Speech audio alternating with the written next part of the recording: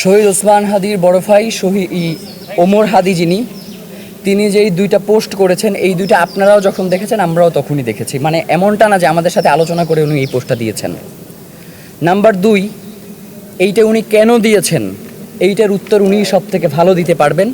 কারণ আমাদের জানা মতে, আপনারা জানেন যে ইলেকশনটা কেন্দ্র করে বিভিন্ন ধরনের নেগোসিয়েশন হয়। আমার জানা মতে বিএনপি এবং জামাত উভয় দলই শহীদ ওসমান হাদির সাথে বিভিন্ন পর্যায়ে নেগোসিয়েশন করেছে। বিএনপির পক্ষ থেকেও ঢাকা 8 থেকে ইলেকশন না করবার ব্যাপারে, যে ঢাকা, কারণ আপনারা জানেন যে ঢাকা 8 অত্যন্ত গুরুত্বপূর্ণ একটা আসন এবং বাংলাদেশের যে রাজনৈতিক বিভিন্ন সমীক্ষা, সেখানে ঢাকা 8 অত্যন্ত গুরুত্বপূর্ণ। কারণ হচ্ছে রাজনীতির কেন্দ্রবিন্দু হচ্ছে এই ঢাকা 8, যার কারণে প্রত্যেকটা দলই চাইবে যে ঢাকা 8 তার হাতে থাকুক। সেই জায়গা থেকে বিএনপি এবং জামাত প্রত্যেকেই তার সাথে নেগোসিয়েশন করেছে এবং তারা বলেছে যে আপনি যদি অন্য কোনো আসন থেকে ইলেকশন করতে চান সেক্ষেত্রে আমরা আপনাকে সহায়তা করব। এটা বিএনপি এবং জামাত দুই দল। তো এর বাইরে আমার কাছে অন্য কোনো তথ্য নাই এবং ইনকিলাব মঞ্চের কাছেও এই ব্যাপারে আর কোনো তথ্য নেই। এই ব্যাপারে তারাই সুস্পষ্ট বক্তব্য দিতে পারবেন যে সে কেন এই কথাগুলো বলেছে।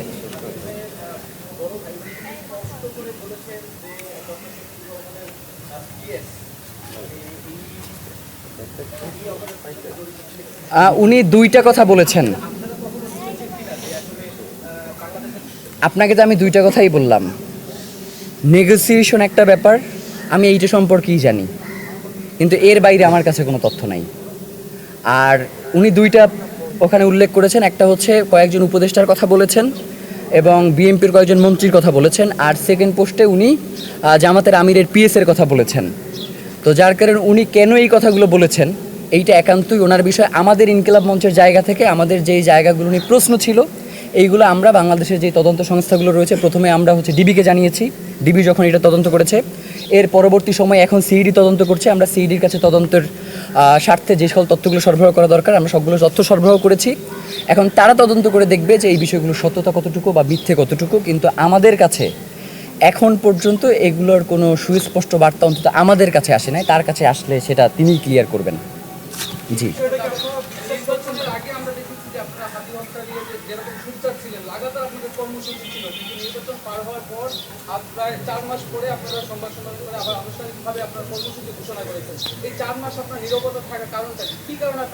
দেখেন এইখানে কোনো নীরব ছিল না, আমরা কেউ নীরব ছিলাম না, এটা খুবই সুস্পষ্ট। কারণ হচ্ছে মানে ইনকিলাব মঞ্চের জায়গা থেকে, যেমন গতকালকেও আমরা একটা প্রোগ্রাম করেছি এবং সেই প্রোগ্রামেও বলেছি যে শহীদ ওসমান হাদির হত্যার বিচার হওয়াটা অত্যন্ত দরকার।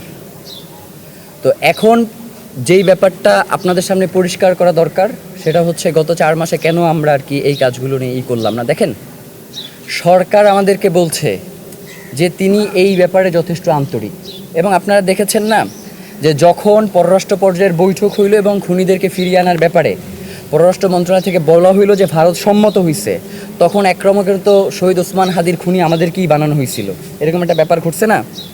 এবং আমরা কেন পোস্ট দিতে দেরি করলাম এইটা নিয়েও আমাদেরকে বিভিন্নভাবে করা হয়েছে। আপনারা জানেন যেই দিন এই ঘটনা ঘটছে ওই দিন আমরা রাজু ভাস্কর্যে শহীদ ওসমান হাদির এই ব্যাপারটা নিয়ে আমরা একটা আন্দোলনের ভিতরে ছিলাম। তো সরকারের পক্ষ থেকে আমাদেরকে সুস্পষ্টভাবে জানিয়েছে যে সরকার এই ব্যাপারে যথেষ্ট আন্তরিক এবং তারা খুনিদেরকে ফিরিয়ে আনার ব্যাপারে তারা সর্বোচ্চ চেষ্টা করছে, তারা কিছুটা সময় চায়। তো এখন আমাদের কাছে যদি সরকার এই ধরনের বার্তা পৌঁছায় সেই ক্ষেত্রেও আমাদের আর এর বাইরে আর করণীয় কী আছে। আমরা সরকারকে এই ব্যাপারে সময় দিয়েছিলাম, কিন্তু সরকার যে পররাষ্ট্র মন্ত্রণালয়ের কথা বলছে বা পররাষ্ট্র পর্যায়ের বৈঠকের কথা বলছে, আমরা দেখছি যে ভারতের সেই পররাষ্ট্র পর্যায় থেকেই এই খুনের সাথে প্রত্যক্ষ জড়িত থাকার সংবাদ আমরা গতকালকে পেয়েছি। যার কারণে আজকে আমরা এখানে ধরেন একরকমের সরকারকেও মনে করছি যে রাষ্ট্রের কুশীলবরাও এর সাথে জড়িত থাকতে পারে, সেই জায়গা থেকে আমাদের এইখানে আসা, এর বাইরে অন্য কোনো কারণ নাই। মানে আমরা প্রত্যেকটা ইস্যুতে শহীদ ওসমান হাদির এই হত্যার বিচার নিয়ে কথা বলিনি এমন কোনো নাই। এবং গত 4 মাসে অন্তত আমরা 30-এর অধিক প্রোগ্রাম করেছি এবং প্রত্যেকটা প্রোগ্রামে শহীদ ওসমান হাদির এই হত্যার ব্যাপারে আমরা জোরালো আলাপ করেছি।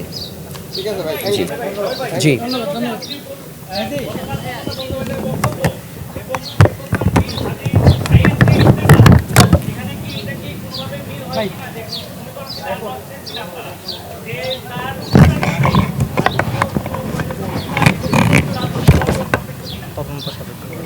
মানে ভারতের সংশ্লিষ্টতা এটা তো খুবই সুস্পষ্ট। মানে ভারতের সর্বোচ্চ পর্যায় থেকে মমতা বন্দ্যোপাধ্যায়কে বলা হচ্ছে যে তুমি চুপ থাকো, এইটা দেশের বিষয়। তো এইখানে তো আসলে লুকোচুরির কিছু না, এইখানে তো ভারতের সংশ্লিষ্টতা আপনার পানির মতো পরিষ্কার।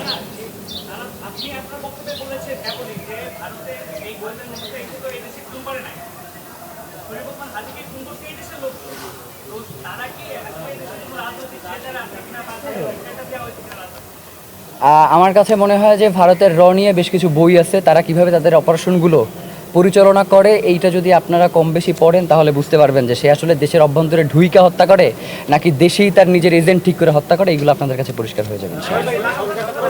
জি দেখেন, আমরা এই ব্যাপারে কিছু জানি না, আমরা আপনাদের মতোই ওই আপনিও জেনেছেন আমিও জেনেছি, এবং এই ব্যাপারে পরবর্তী সময়ে তার সাথে আমার কোনো কথা হয় নাই। জি জি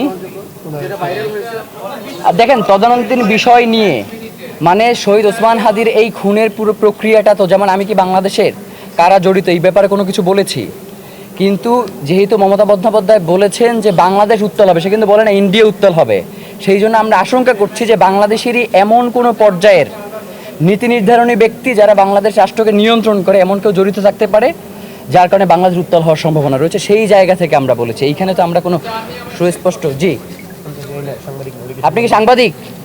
এটা সংবাদ সম্মেলন, এটা সংবাদ সম্মেলন, আপনি আমাকে আলাদা করে প্রশ্ন করবেন। জি জি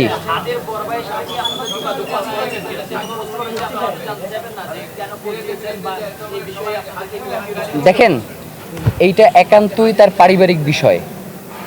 শহীদ ওসমান হাদির পরিবার কোন বক্তব্য দিবে, শহীদ ওসমান হাদির পরিবার কোন পদক্ষেপ গ্রহণ করবে, এইটা একান্তই তাদের ব্যাপার।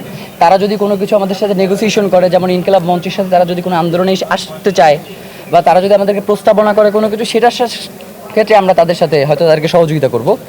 কিন্তু তারা যেই ব্যাপারগুলো একান্ত নিজেরাই আলাপ করে বা নিজেরাই বলে, এই ব্যাপারে তো আমাদের কোনো বক্তব্য থাকতে পারে না ভাই। জি সবাইকে অসংখ্য ধন্যবাদ।